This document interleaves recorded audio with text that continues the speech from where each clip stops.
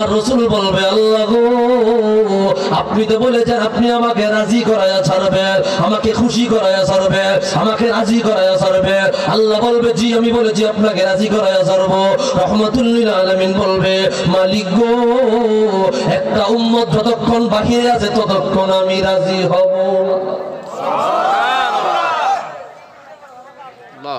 একটা উম্মত যতক্ষণ বাহিরে আছে এরা তো কথা বলে কেন, কথা বলো কেন?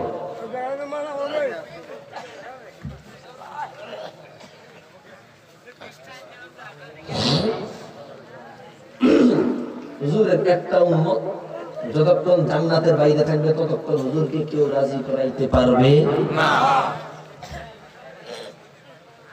হুজুরের উপরে আয়াত নাযিল হইল, হুজুরের সব কষ্ট দুঃখ মিলে গেছে। সুবহানাল্লাহ বলেন না? কি মায়া, কি দয়ার নবী, কি দয়ার নবী।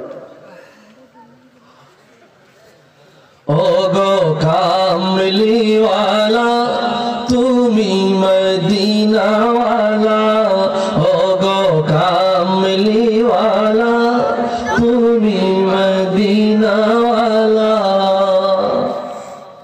বলবো